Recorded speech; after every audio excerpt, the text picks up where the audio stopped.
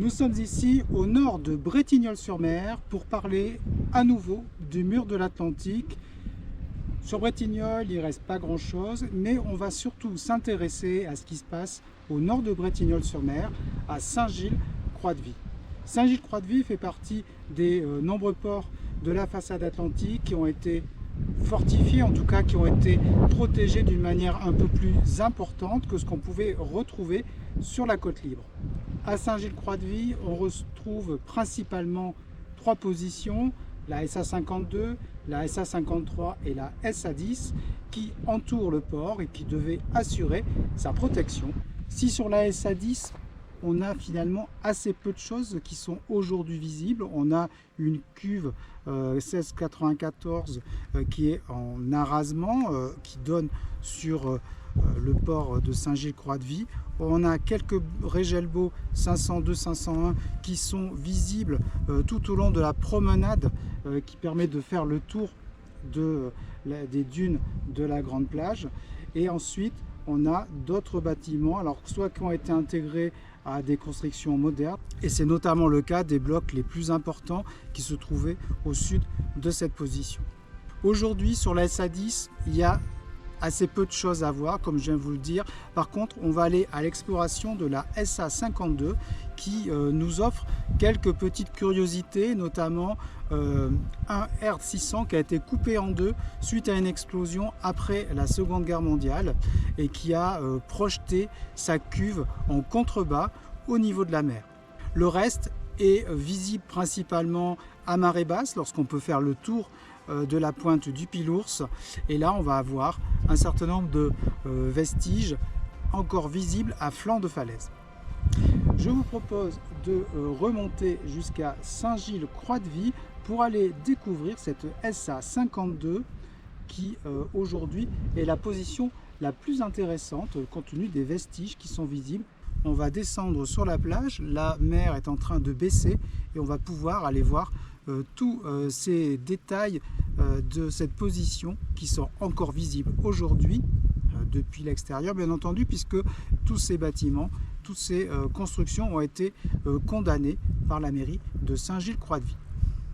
Depuis des siècles, la pointe de Grosse-Terre, située en face du rocher Pilours et de la corniche vendéenne, est un promontoire apprécié comme vigie l'entrée de l'estuaire de la Vie.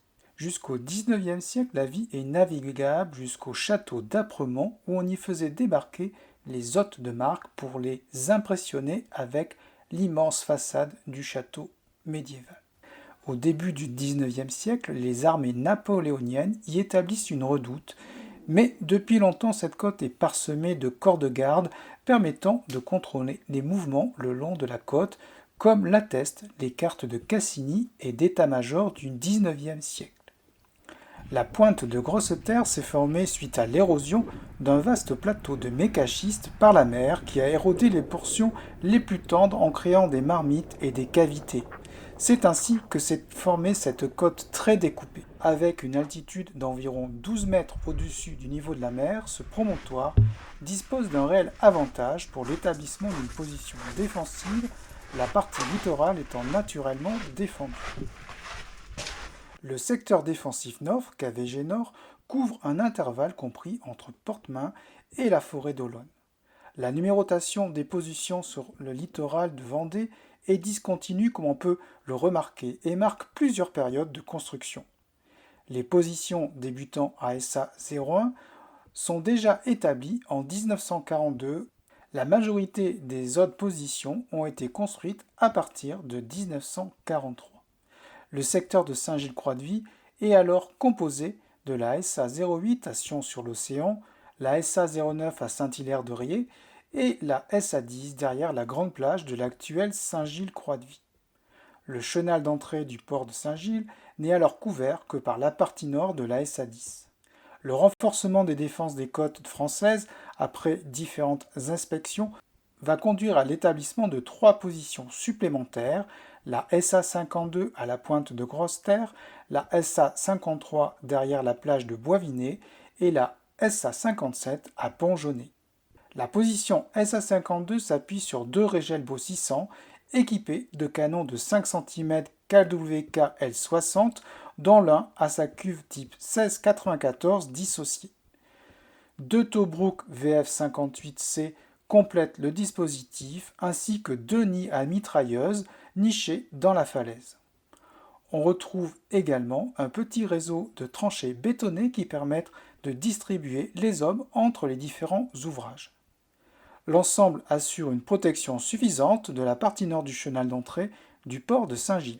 Si sa mise en service date de 1943, le secteur est déjà occupé par les Allemands depuis leur arrivée sur le littoral. La villa de Grosse-Terre, située en retrait, est occupée par les Allemands depuis 1940.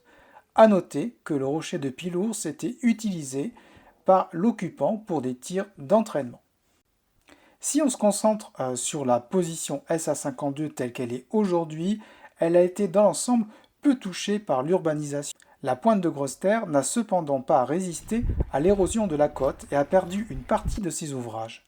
La préservation du littoral, engagée par la municipalité, les eaux et forêts et le conservatoire du littoral, ont aussi gommé de nombreux vestiges du paysage. Trop dangereux, leur accès a souvent été condamné. Restent donc aujourd'hui principalement des vestiges à voir depuis le niveau de la mer à marée basse. Nous sommes sur la SA 52.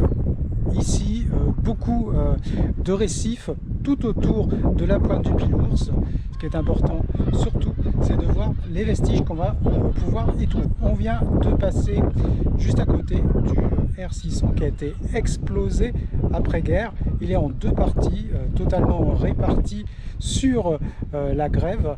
Et puis juste devant, les vestiges du socle du canon. Déjà, c'est pas mal.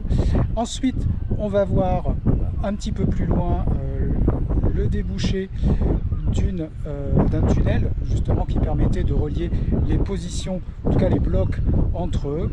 Ce couloir a été condamné puisqu'il est désormais très dangereux puisqu'il aboutit directement à flanc de falaise et ici on devait retrouver une position de tir de mitrailleuse.